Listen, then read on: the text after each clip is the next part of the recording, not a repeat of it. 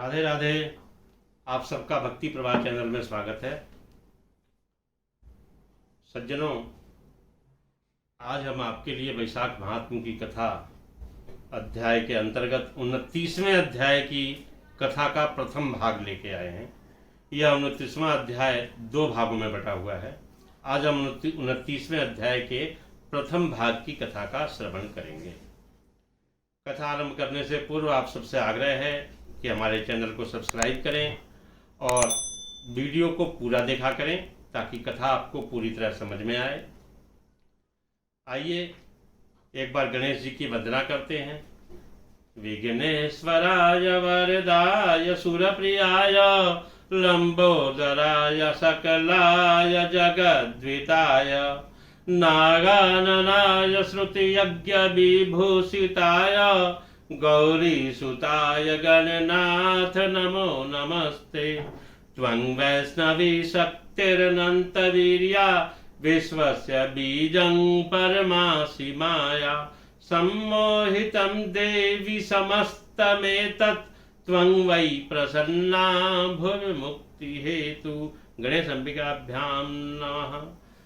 गुरुदेव की वंदना करें। गुरुर्ब्रह्मा गुरुर्विष्णु गुरुर्देवो महेश्वर गुरु साक्षात् परब्रह्म तस्मै श्री गुरुवे नमः।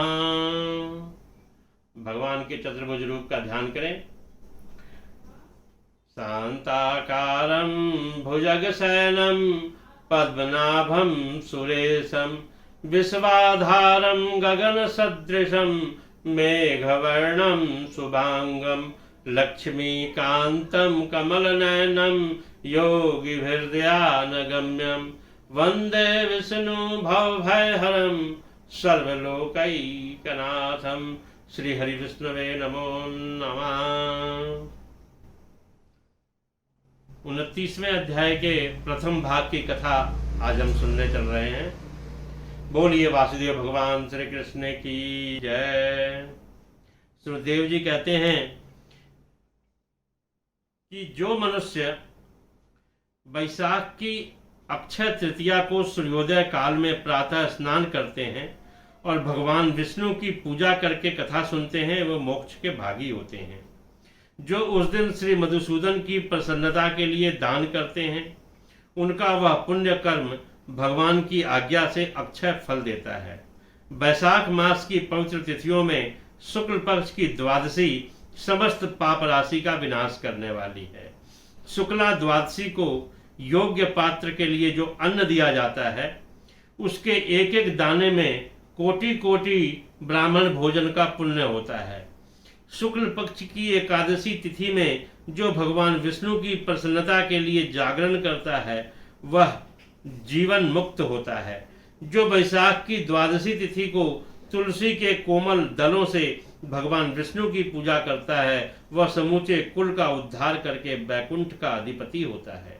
जो मनुष्य त्रयोदशी तिथि को दूध, दही, शक्कर, घी और शुद्ध मधु इन 5 द्रव्यों से भगवान विष्णु की प्रसन्नता के लिए पूजा करता है तथा जो पंचामृत से भक्ति पूर्वक श्री हरि को स्नान कराता है, वह संपूर्ण कुल का उद्धार करके भगवान विष्णु के लोक में प्रतिष्ठित होता है। जो सायंकाल में भगवान विष्णु की प्रसन्नता के लिए शरबत देता है, वह अपने पुराने पाप को शीघ्र ही त्याग देता है।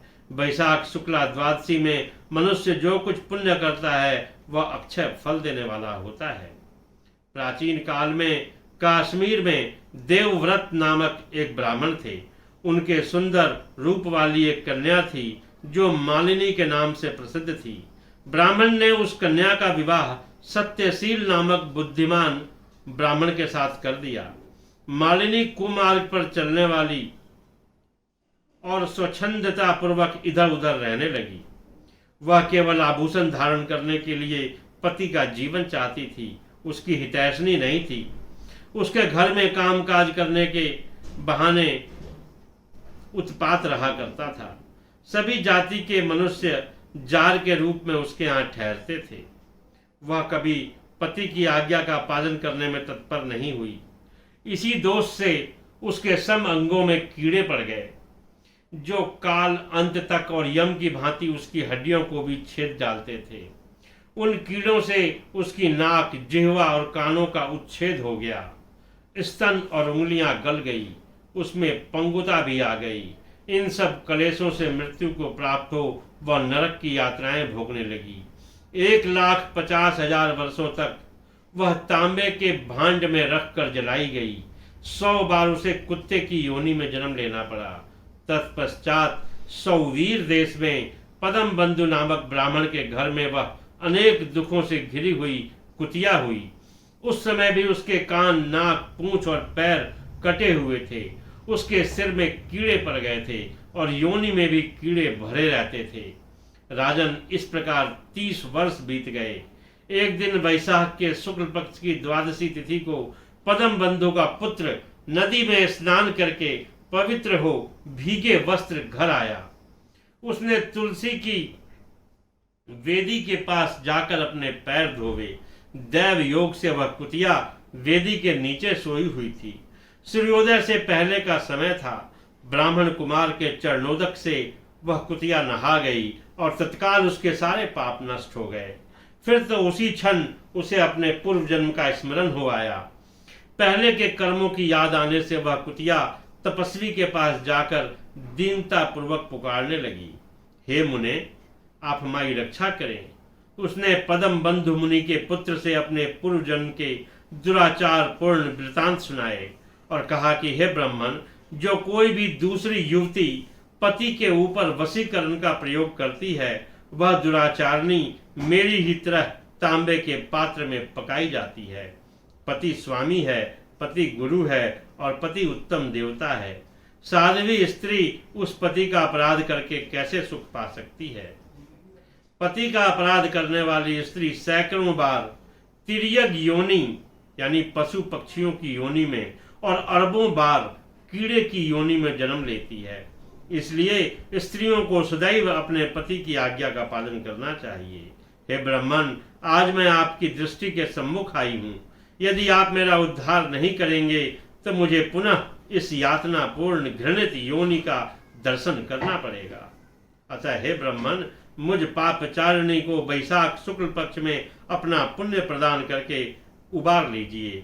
आपने जो पुण्य की वृद्धि करने वाली द्वादशी की है उसमें स्नान, दान और अन्न भोजन कराने से जो पुण्य हुआ है उससे मुझ दुराचारणी का भी उद्धार हो जाएगा। हे महाभाग, हे दीन वत्सल, मुझ दुखिया के प्रति दया करें। आपके स्वामी जगदीश्वर जनार्दन दीनों के रक्षक हैं, उनके भक्त भी उन्हीं के समान हैं। हे दीन वत्सल, मैं आपके दरवाजे पर रहने वाली कुतिया हूँ। मुझ दीना के प्रति दया कीजिए, मेरा उद्धार कीजिए।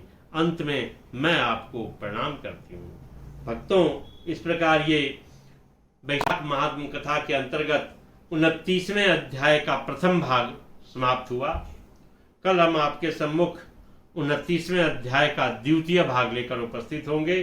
तब तक के लिए गोविंद जय जय गोपाल, जय जय गोविंद, जय जय गोपाल, जय जय राधा रमन हरि गोविंद, जय जय राधा रमन हरि गोपाल, जय जय गोविंद, जय जय गोपाल, जय जय। जय श्री कृष्ण।